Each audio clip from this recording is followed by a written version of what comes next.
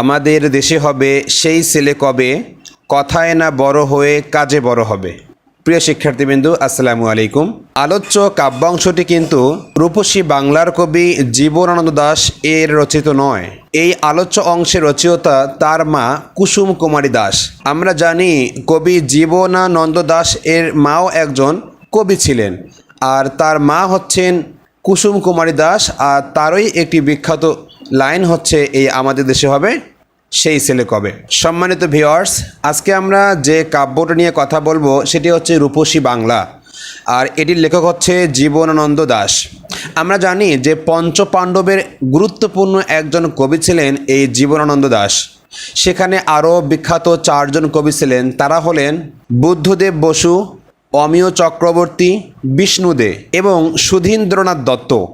এই পাঁচজন কবি ছিলেন পঞ্চপাণ্ডব। কবি জীবনানন্দ দাশের বেশ কয়েকটি উপাধি রয়েছে, সেগুলো হচ্ছে রূপসী বাংলার কবি, ধূসর পাণ্ডুলিপির কবি, তিমির হননের কবি এবং নির্জনতার কবি।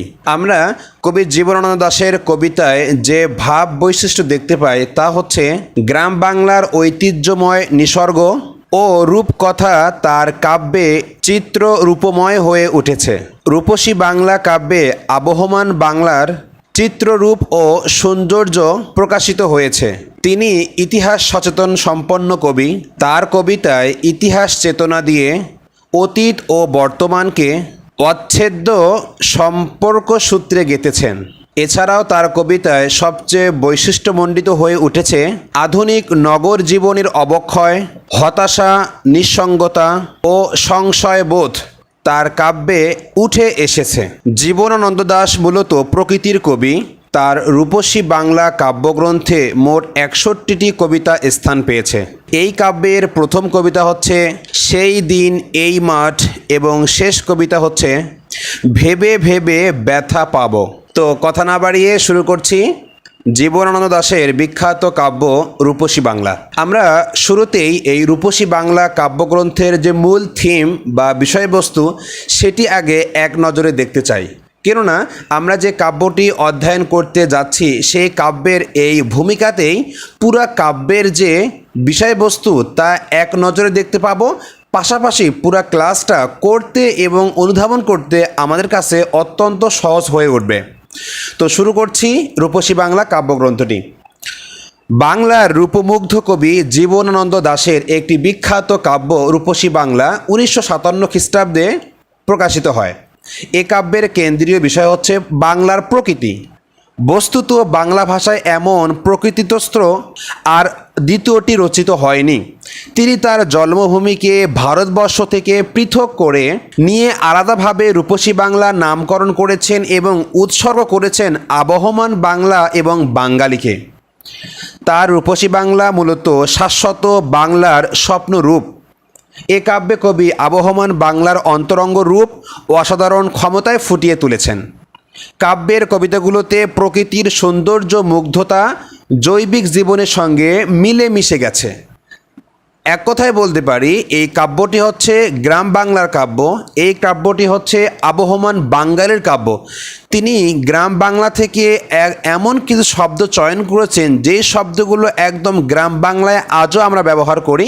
সেই শব্দগুলোর মাধ্যমে, সেই শব্দগুলোর অত্যন্ত চমৎকার শব্দ চয়নের মাধ্যমে তিনি এই রূপসী বাংলা কাব্যকেই মূলত রূপসী করে তুলেছেন বা তুলতে পেরেছেন। এখন আমরা শুরু করছি এর ভিতরের আলোচ্য বিষয় নিয়ে। শুরুতে দেখতে পাচ্ছি যে এই কাব্যের মধ্যে মোট 61টি কবিতা রয়েছে। এই 61টি কবিতা কখনোই আলোচনা করা সম্ভব না। এক্ষেত্রে এই কবিতা অংশের যে যে বিষয়গুলো সবচেয়ে গুরুত্বপূর্ণ সেগুলোই আলোচনা করব, যা পরীক্ষায় আসার মতো সেগুলো। তো আমরা প্রথমে দেখতে পাচ্ছি যে কবিতাসমূহের প্রথম পংক্তি, তার মানে এখানে আমাদের কবিতাগুলোর কোনো শিরোনাম না থাকার কারণে প্রত্যেকটা কবিতার যে প্রথম লাইন রয়েছে সেই প্রথম লাইন থেকে মূলত কবিতাগুলোর নামকরণ করা হয়েছে। আচ্ছা, এখন দেখতে পাচ্ছি যে 1 থেকে 10 এভাবে আমরা বেশ কিছু কবিতার নাম দেখতে পাচ্ছি। এই কবিতাগুলো হচ্ছে আমাদের 61টি কবিতা, যা কিনা রূপসী বাংলা কাব্যগ্রন্থের অন্তর্গত। এখান থেকে আমরা সবচেয়ে গুরুত্বপূর্ণ যে কবিতাগুলো রয়েছে সেগুলো এবং যে আলোচ্য লাইনগুলো পরীক্ষায় বারবার ঘুরিয়ে ফিরে আসে সেগুলো আলোচনা করব, যাতে করে আমাদের খ এবং গতে যে প্রশ্নগুলো আসে সেই প্রশ্নগুলো আমরা অতি সহজে উত্তর করতে পারি।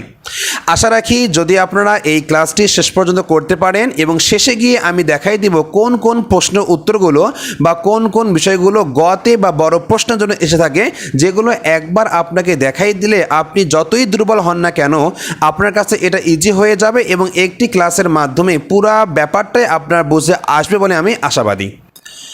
আমরা শুরু দেখতে পাচ্ছি যে প্রকৃতির প্রেম, অর্থাৎ কবি যে এখানে প্রকৃতির প্রেম ঘটিয়েছেন, তিনি যে প্রকৃতির গুণগান গেয়েছেন, তিনি কি বলেছেন দেখুন, যে নিসর্গ প্রকৃতির প্রতি কবির গভীর ভালোবাসার পরিচয় প্রকাশিত হয়েছে দু চোখ ভরে এর রূপ দেখার আকাঙ্ক্ষায়। তিনি দেখতে চান ভোরের মৃদুমন্দ বাতাস, কাঁঠাল পাতা ঝরে পড়ছে, দেখতে চান শালিকের নাচানাচি। এই যে বিষয়গুলো খুব ভালো করে খেয়াল করতে হবে, যে ভোরের মৃদু গন্ধ বাতাস কিংবা কাঁঠাল পাতার ঝরে পড়া অথবা শালিকের নাচানাচি, এই বিষয়গুলো কিন্তু কোট করতে হবে আপনাকে। এগুলোকেই উপমা দিয়ে আপনাকে আলোচনা শুরু করতে হবে। এ কাব্যে কবি যে বাংলাকে এঁকেছেন তা শুধু জীবন্ত নয়, হৃদয় মনোহরী। আবার আসিব ফিরে, সেই দিন এই মাঠ, এখানে আকাশ নীল, এই পৃথিবীতে এক, এই সব ভালো লাগে প্রভৃতি কবিতায় জীবনানন্দ দাশ আবহমান বাংলার অন্তরঙ্গ রূপ ফুটিয়ে তুলেছেন।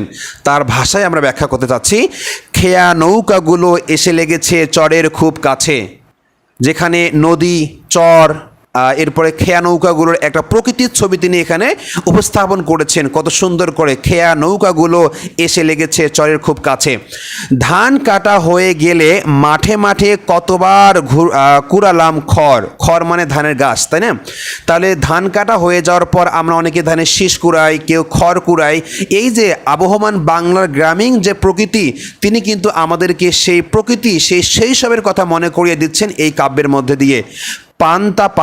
পান্তা ভাতের গন্ধে আম মুকুলের গন্ধ মিশে যায় যেন বারবার। তাহলে পান্তা ভাত যখন আমরা খাই, সে পান্তা ভাতের গন্ধটাই আলাদা। সেই পান্তা ভাতের গন্ধের কথা বলছে, আম মুকুলের কথা বলছে। যখন আম গাছে যখন মুকুলের সমারোহ হয়ে ভরে যায়, তার যে কি ঘ্রাণ, সেই পান্তা ভাতের ঘ্রাণ, তিনি এগুলোকে নিয়ে মূলত এই গ্রাম প্রকৃতি নিয়ে তিনি কবিতা লিখেছেন, যেগুলো আমরা দেখতে পাচ্ছি। ধানের নরম শীষে মেটো ইঁদুরের চোখ নক্ষত্রের দিকে আরও চায়। তাহলে মেটো ইঁদুর, নক্ষত্র, ধানের নরম শীষ, এগুলো কিন্তু একদম গ্রাম্য কালচার। ভিজে পেঁচা শান্ত স্নিগ্ধ চোখ মেলে কদমের বনে শোনাবে লক্ষ্মীর গান। তাহলে বুঝতে পারছি যে কত বড় কবি প্রকৃতিপ্রেমী হলে, প্রকৃতির চেতনায় উদ্বুদ্ধ হলে এভাবে প্রকৃতিকে নিয়ে লিখতে পারেন, গান গাইতে পারেন, কবিতা রচনা করতে পারেন, তা আমরা বুঝতে পারলাম। এরপর রয়েছে যে কবির ইতিহাস ও ঐতিহ্য চেতনা। তিনি শুধু যে প্রকৃতিকে নিয়েই পড়েছিলেন এমনটি নয়, তার কাব্যের মধ্যে আরও উদ্ভাসিত হয়েছে ইতিহাস এবং ঐতিহ্য চেতনা। জীবনানন্দ দাশের কবিতায় ইতিহাস চেতনা ও সমাজ রাজনীতি চেতনা, ব্যক্তি ও স্বদেশ, জীবন ও মৃত্যু চিন্তা সবগুলোই মিলে একাকার হয়েছে এবং তিনি একক পৃথিবী তৈরি করেছেন। যে পৃথিবী রবীন্দ্রনাথের মতো কল্যাণময়ী নয়, নজরুলের মতো আশাবাদী নয়, সে পৃথিবী আমাদের যেখানে আশা নিরাশার হাত ধরাধরি করে চলে। তার কবিতায় ইতিহাস এসেছে অবিনশ্বরতার প্রতীক হিসাবে। রূপসী বাংলা কাব্যে কবি আবহমান বাংলার নিসর্গের অবিনশ্বরতার পাশাপাশি প্রাচীন ইতিহাস ঐতিহ্যের উল্লেখ করেছেন। কবি কতিপয় দৃষ্টান্তের মধ্যে আমরা বুঝতে পারবো যে এশিরিয়া, ধুলো আজ বেবিলন ছাই হয়ে আছে। এশিরিয়া এবং বেবিলন এটি হচ্ছে আমাদের প্রাচীন সভ্যতার কথা বলতে পারি। সেই সভ্যতাগুলো আজকে ছাই হয়ে গেছে, বিলীন হয়ে গেছে, নষ্ট হয়ে গেছে। সেই প্রাচীন সভ্যতার কথা তিনি এই কবিতায় বা কাব্যে তুলে ধরেছেন। ঘোড়া নিয়ে গেছে তুমি ধুম নারী দেশে অর্জুনের মতো, এখানে অর্জুনের কথা, তার বীরত্বের কথা বলা হয়েছে। বল্লল সেনের ঘোড়ার কেশব ঘেরা ঘুঙ্গুর জিনের শব্দ হতো এই পথে, মানে যে পথ দিয়ে চলতে ফিরতে আমরা সেই ঘোড়ার শব্দ পেতাম বল্লাল সেনের। তার মানে এই যে বল্লাল সেনও হচ্ছে একটি ঐতিহাসিক চরিত্র, তো তিনি কিন্তু এখানে তাকে স্থান দিয়েছেন। স্বপ্ন কি দেখেনি রোম, এশিরিয়া, উজ্জয়িনী, গৌর বাংলা, দিল্লি, বেবিলন, এখানে এই যে রোম, এশিয়ারা, উজ্জয়িনী, গৌড়, বাংলা, দিল্লি, বেবিলন, এগুলো হচ্ছে প্রাচীন নগরী বা প্রাচীন সভ্যতা, যে সভ্যতাগুলো আজকে আমরা হারিয়ে ফেলেছি কালের আবর্তনে এবং সময়ের বিবর্তনে।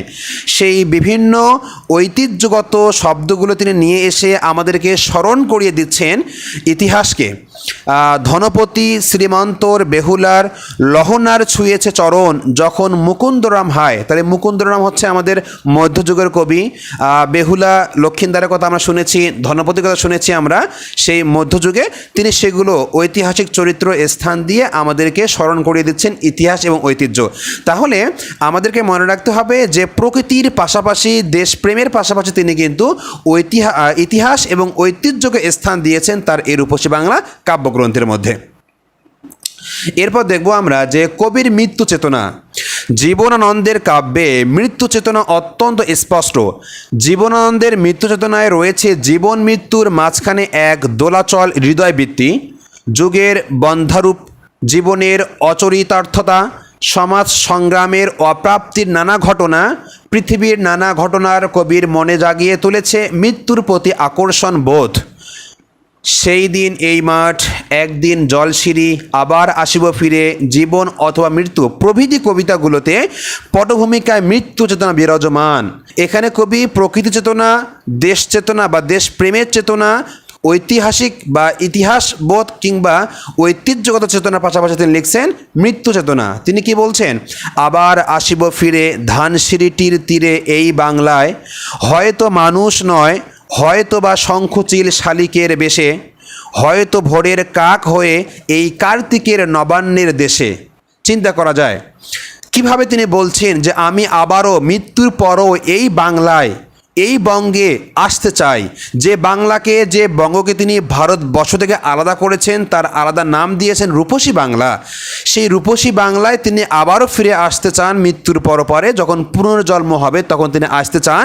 তিনি বলেন যে আমি এ বাংলায় আবার ফিরে আসব, এই ধানসিঁড়ি নদীর তীরে ফিরে আসব, হয়তো মানুষ হয়ে আসতে চাই, নয়তোবা শঙ্খচিল শালিকের বেশে, আমি শালিক হয়ে আসতে চাই, পশু পাখি হয়ে আসতে চাই, কিংবা ভোরের কাক হয়ে অথবা কার্তিকের নবান্নের দেশে, মানে নবান্ন হয়ে আসতে চাই। তিনি আবারও এই বাংলাকে আকৃষ্ট করে, বাংলাকে ভালোবেসে তিনি মৃত্যুর পুনর্জন্মে তিনি এই বাংলায় আবার স্থান পেতে চান। এখানেই তার মূলত মৃত্যু চেতনা প্রকাশ পেয়েছে।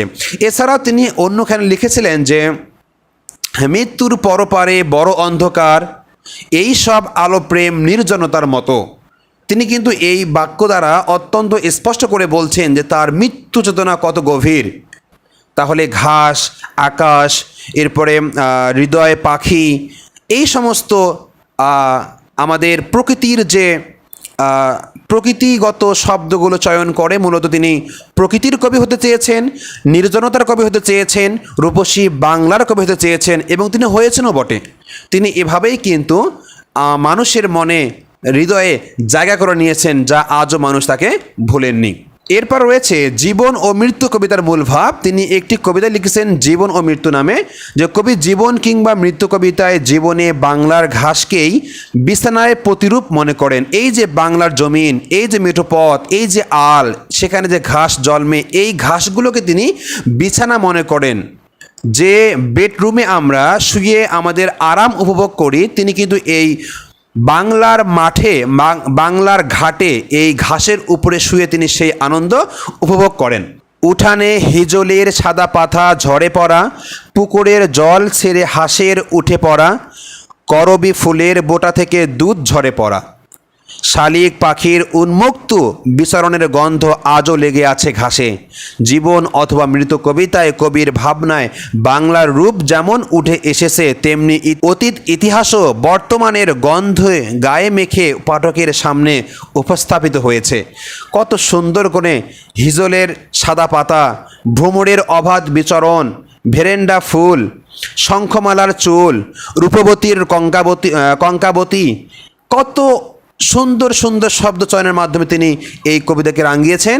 তিনি বলছেন জীবন অথবা মৃত্যু চোখে রবে, আর এই বাংলার ঘাস রবে বুকে, এই ঘাস সীতারাম, রাজারাম, রামনাথ রায়, ইহাদের ঘোড়া আজও অন্ধকারে এই ঘাস ভেঙে চলে যায়। এই ঘাস এর নিচে কঙ্কাবতী শঙ্খমালা করিতেছে বাস। যে এই প্রকৃতি নিয়ে, এই ঘাস নিয়ে, এই সবুজ ঘাস নিয়ে, যে ঘাসের মধ্যে তিনি তার সুখ স্বাচ্ছন্দ্য খুঁজে পান, যেই ঘাসের বুকে তিনি তার আনন্দ খুঁজে পান, তিনি এখানে এভাবে বলছেন, যেখানে ঘোড়া দৌড়ানোর শব্দ রয়েছে, সীতারাম রাজারাম রামনাথ যেখানে চষে বেরিয়েছেন, কঙ্কাবতী শঙ্খমালারা যেখানে বসে আছে, বসবাস করে, আমি এখানেও ফিরে আসতে চাই। জীবন মৃত্যু কবিতা তিনি এইভাবেই ব্যক্ত করেছেন।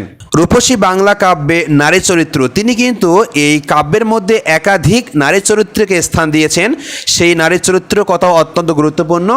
যে রূপসী বাংলা 1957 কাব্যগ্রন্থের নারীরা বাংলার প্রকৃতির সাথে একাকার হয়ে মিশে আছে। এই নারীরাও কবির বাস্তব জীবনের কোনো নারী নয়, অতীত ইতিহাসের এই নারীরা কবির স্মৃতিতেই বিরাজমান এবং স্মৃতিকন্যাকে তিনি শঙ্খমালা, কাঞ্চনমালা, চন্দ্রমালা, অনুরাধা, রোহিণী কিংবা মনোরমা প্রভৃতি নামে অভিহিত করেছেন। তিনি কিভাবে বলছেন দেখুন, এই ঘাস নিচে কঙ্কাবতী শঙ্খমালা করিতেছে বাস। ঘাসের নিচে বা ঘাসের মধ্যে শঙ্খমালা কিংবা কঙ্কাবতী বাস করিতেছে। এখানে তিনি কত সুন্দর করে নারীর চরিত্রকে স্থান দিয়েছেন। শঙ্খমালা নয় শুধু, অনুরাধা রোহিণীরও চায় ভালোবাসা। এখানে অনুরাধা আছে, রোহিণী আছে। এরপরে বলছেন আকাঙ্ক্ষার নিভু দ্বীপ আগলায়ে মনোরমা দিয়ে গেছে দেখা। তাহলে এখানে পাচ্ছি মনোরমা। তিনি বিভিন্নভাবে বিভিন্ন কন্যার নামগুলোকে তিনি চমৎকারভাবে ফুটিয়ে তুলেছেন। তার এই কাব্যের মধ্যে বুঝতে পাচ্ছি যে নারী চরিত্রকে তিনি বিশিষ্ট স্থান দিয়েছেন। দেশপ্রেমের স্বরূপ কবি বাংলাকে ভালোবেসে বাংলার চির সৌন্দর্যে মুগ্ধ হয়েছেন। কবির বাংলার এই প্রকৃতি দেখেছেন অন্ধকারে ডুমুরের ছাতার মতো বড় পাতাটির নিচে বসে আছে ভোরের দোয়েল, পাখি, আম, জাম, কাঁঠালের সারি শব্দ কবি কান পেতে শুনেছেন। করা এসব অপরূপ রূপ কবি কল্পনার রাজ্যে হারিয়ে গেছেন। তাই তো কবি এরূপ ছেড়ে অন্য কোথাও যেতে চান না।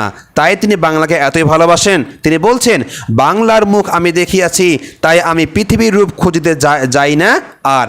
যে বাংলাকে আমি দেখেছি, তাহলে আর পৃথিবীর রূপ খোঁজার কোনো দরকার নেই। কারণ বাংলায় যে রূপসৌন্দর্য, বাংলার যে মনোমুগ্ধকর আবহমান পরিস্থিতি, বাংলার যে সুন্দর দৃশ্য, এটা দেখলে পৃথিবীর রূপ আর দেখার প্রয়োজন হয় না। নামকরণের সার্থকতা আমরা এতক্ষণে বুঝতে পারছি। তার এই যে রূপসী বাংলা নামকরণ তিনি করেছেন, যে তিনি এই রূপসী বাংলা কেন করেছেন, প্রকৃতি প্রভৃতি অসাধারণ ক্ষমতায় ফুটিয়ে তুলেছেন। তাই এ কাব্যের নামকরণ রূপসী বাংলা যথার্থই সুন্দর হয়েছে বলে আমরা আশাবাদ ব্যক্ত করি। এখন আমরা দেখব যে ব্যাখ্যামূলক আলোচনা। অনেক সময় একটি লাইন দিয়ে বলে এর ব্যাখ্যা কী হবে। বাংলার মুখ আমি দেখিয়াছি, তাই আমি পৃথিবীর রূপ খুঁজিতে যাই না আর। যেহেতু এই বাংলার রূপ সৌন্দর্য, এই বাংলার দোয়েল, এই বাংলার ঘাস, এই বাংলার লক্ষ্মী পেঁচা, এই বাংলার হাঁসের ঠ্যাং কিংবা নদী নালা, এই বাংলার যে আবহমান কালের যে রূপ সৌন্দর্য তিনি মুগ্ধ হয়েছেন, তিনি এতটাই মনোমুগ্ধকরভাবে এটিকে আপন করে নিয়েছেন, তাই তাকে আর অন্য কোথাও কোনো কিছু খুঁজতে হয় না। এ কারণে তিনি বলছেন, বাংলার মুখ আমি দেখিয়েছি, তাই পৃথিবীর রূপ খুঁজিতে যাই না আর। এছাড়াও তিনি বলছেন যে ছিন্ন খঞ্জনের মতো ইন্দ্রের সভায় কে কেন নেচেছিল। আমরা জানি যে ইন্দ্রের সভায় একজন নেচেছিল কেন, তার উত্তরটি হচ্ছে যে কবি তার কল্পনাপ্রবণ মন দিয়ে দেখতে পেয়েছেন বেহুলা তার স্বামী লক্ষিন্দরকে জীবিত করতে পৌঁছে গিয়েছিলেন ইন্দ্রের সভায়। সেখানে বেহুলা খঞ্জনার মতো নৃত্য করে দেবতাদের তুষ্ট করে প্রাণ ফিরে পায়। সেই নৃত্যের সময় বাংলার প্রকৃতি, নদী, মাঠ, ভাটফুল বেহুলার পায়ে ঘুঙুরের মতো সাহায্য করেছিল। তাহলে আশা করি এটা বুঝতে পারছি আমরা। এরপর বলছেন যে আবার আসিব ফিরে। কবি কিভাবে বাংলায় ফিরে আসবেন, আমি কিন্তু ইতিমধ্যেই কিভাবে তিনি বাংলাকে পছন্দ করেছেন, কিভাবে বাংলার প্রেমে তিনি মুগ্ধ হয়েছেন ব্যাখ্যা দিয়েছি। তারপরও বলছি এখানকার কাক, এখানকার শঙ্খচিল কিংবা শালিক, বাংলার কার্তিক নবান্নের কথা বলছেন। তিনি এই বাংলায় পুনর্জন্ম নিয়ে আবার ফিরে আসতে চান। রূপসার ঘোলা জলে কোনো এক কিশোর সেদিনও সাদা ছেঁড়া পালে মাছ ধরবে, আর এসব কিছুর মধ্যে খুঁজে পাওয়া যাবে রূপসী বাংলার কবিকে। তিনি এভাবেই তিনি ব্যাখ্যা দিয়েছিলেন যে আবার আসিব ফিরে ধানশিরির তীরে। এরপর বলেন যে আমাকেই পাবে তুমি ইহাদের ফিরে, বাংলার রূপমুগ্ধ প্রকৃতির মধ্যে যে কবিকে আবার ফিরে পাওয়া যাবে বলে কবি জানিয়েছেন। কবি এই বাংলায় কার্তিক নবান্নের দেশে পরবর্তী সময়ে আসবেন শঙ্খচিল বা কাক বা হাঁস হয়ে। সারাদিন কলমির গন্ধ ভরা জলে ভেসে ভেসে বাংলার রূপমাধুরী আবার নতুন করে উপভোগ করবেন। কুয়াশার বুকে ভেসে আবার তিনি ফিরবেন বাংলার নদী মাঠ ক্ষেত ভালোবেসে। তাহলে বুঝতে পারছি তিনি কত সুন্দর করে এই বাংলাকে তার কবিতার মাধ্যমে উপস্থাপন করতে চেয়েছিলেন। সুখ তারা নিভে গেলে কাঁদে কি আকাশ, এখানে তিনি বলছেন যে সুখ তারা নিভে গেলে কাঁদে কি আকাশ উক্তির মাধ্যমে কবির অতীত জীবনের স্মৃতিকাতরতা এবং বহমান জীবনের সারসত্য উদ্ভাসিত হয়েছে। পৃথিবীর এমনই একটা লীলাভূমি যেখানে যে যার মতো ব্যস্ত, মধ্যখান থেকে কেউ যদি চলে যায় তার কথা কেউই ভাবে না, তাকে নিয়ে কারো মনে কোনো কৌতূহল জাগে না। এই পৃথিবী যেমন আছে ঠিক তেমনি পড়ে থাকবে, মাঝখান থেকে কবি পৃথিবী ছেড়ে চলে যাবেন, এই নিয়ে কবি সর্বদা সন্দিহান। তিনি কত সুন্দর করে সুখ তারা নিভে গেলে কাঁদে কি আকাশ ব্যাখ্যা দিয়েছেন, তার ব্যাখ্যা আমরা দিয়েছি। তবে হ্যাঁ, একটি কথা বলে রাখি, সমস্ত ব্যাখ্যাটা পড়তে পারছি না সময়ের স্বল্পতার কারণে, আপনারা অবশ্যই এটাকে পজ করে আপনারা দেখে নেবেন। এই পৃথিবীতে এক স্থান আছে সবচেয়ে সুন্দর ও সকরুণ। কোন পৃথিবীতে? তিনি এই পৃথিবী বা বাংলার কথা এখানে বলছেন যে এই পৃথিবীতে এক স্থান আছে। কবিতায় কবি বাংলার প্রকৃতি বিচিত্র রূপকে পৃথিবীর সবচেয়ে সুন্দর ও করুণ বলে নির্দেশ দিয়ে করেছেন। এখানে কাঁঠাল, অশ্বত, বট, জারুল, হিজল গাছে স্নিগ্ধ ছায়া তৈরি করেছে মায়াময় আবেশ। সাগরের অবারিত জলরাশি, কর্ণফুলী, জলেশ্বরী, পদ্মার স্রোতধারাকে করেছেন সমৃদ্ধ ও ঐশ্বর্যময়। পৃথিবীর আর কোথাও এরূপ অনিন্দ রূপ ও সৌন্দর্যের সম্মিলন নেই, এমন রূপ বৈচিত্র্য অনুপস্থিত। এর উপস্থিতি কেবল এই পৃথিবীর এক অনন্য স্থান বাংলায়। তাহলে বাংলাকে তিনি কোথায় স্থান দিয়েছেন যাকে আর ব্যাখ্যা করার কোনো প্রয়োজন পড়ে না। যাই হোক, আমরা মোটামুটি এই কাব্যটি একটু সারসংক্ষেপ আলোচনা করতে চেষ্টা করলাম।